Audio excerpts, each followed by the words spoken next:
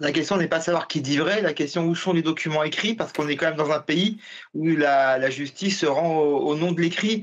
Donc, Monsieur Mbappé, il a signé un contrat avec le PSG, il y avait des sommes à verser, un salaire, des primes, etc., qui ne l'ont pas été. Après, le Paris Saint-Germain peut toujours arguer qu'il y a eu des négociations ou des échanges et qu'on s'est tapé dans la main. C'est quand même très amateur de leur part de ne pas avoir pris la peine de lui demander une petite signature. Mmh. Donc voilà, qui a raison, c'est pas la question de savoir qui a raison, c'est quelqu'un qui a pour l'instant, a priori, surtout devant les prud'hommes, le droit, c'est le salarié pour l'instant. Mais Enfin, l'ancien pourquoi, salarié. pourquoi Kylian Mbappé réclame-t-il la requalification de son contrat de CDD en CDI?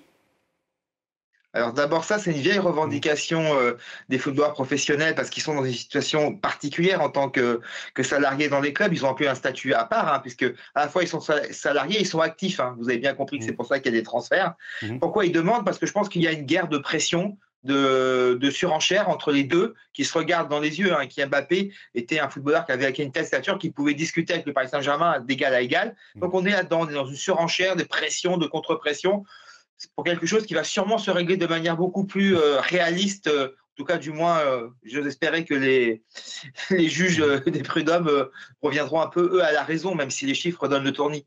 Du côté du PSG, on indique qu'à cause de cette dernière saison, le club a perdu l'opportunité de vendre son joueur au club saoudien d'Al Hilal, qui en proposait 300 millions l'été précédent, la fin de son contrat. Ça tient la route, ça, comme argument? Non, mais ça vaut toujours la peine d'essayer. Mmh. Non, parce que en fait, cette offre, elle avait été faite par le club saoudien et le Paris Saint-Germain était tellement agacé de la situation qu'ils ont dit allez-y, si vous voulez, proposez-leur. Mmh. Du côté du clan Mbappé, on explique, enfin de la famille Mmh. Mbappé et de l'entourage, on explique qu'on n'a jamais rien vu venir, mais on peut pas expliquer, on peut pas en vouloir ou reprocher à un footballeur d'avoir perdu de l'argent parce qu'il a refusé un transfert en Arabie Saoudite. Personne n'y croit et surtout, je pense que le tribunal des prud'hommes va rapidement expliquer que c'est pas de son ressort et certainement pas à lui de déterminer ce genre de choses. Le PSG a gagné aussi beaucoup d'argent avec Kylian Mbappé, ce qu'il a oublié de dire. Et c'est bien sûr, il y a un côté, enfin, il n'y a pas de gentil et de méchant dans cette affaire. Mmh. Vous comprenez que ces sommes, elles choquent?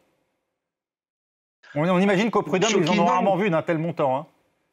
Alors, par contre, je me mets volontiers à la place des personnes qui aujourd'hui ont reçu, ont dû écouter les plaidoiries et les différents arguments. Elle choque le football professionnel et surtout le Paris Saint-Germain qui fait partie du top 10 des clubs européens. L'argent qui circule se situe à ce niveau-là, mais pas qu'au Paris Saint-Germain, à Manchester City, dans d'autres au Barcelone ou à Madrid, on est dans ces ordres d'idées. Voilà, donc est-ce que ça choque?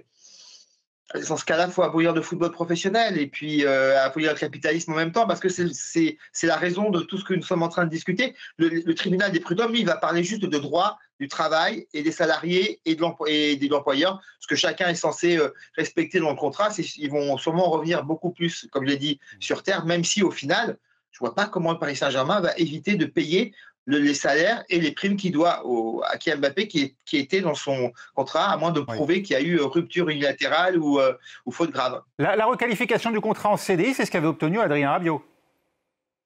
Ça lui avait pas rapporté grand-chose. Mmh. Je crois que c'était 1 euro symbolique. Entre-temps, il y a eu des jugements et des lois qui sont passées, ou une loi qui est passée, qui a ouvert un peu une brèche de ce point de vue-là. Je ne pense pas que ça soit l'axe central de sa défense, en fait. Mmh. Ce que Kylian Mbappé veut obtenir, c'est le paiement de ses salaires. Et tout ce qu'on entend comme chiffres, et c'est vrai que je peux comprendre que nos concitoyens et nos concitoyennes soient un peu ébahis, mais ces chiffres, c'est de la pression, c'est du chantage, c'est du rapport de force.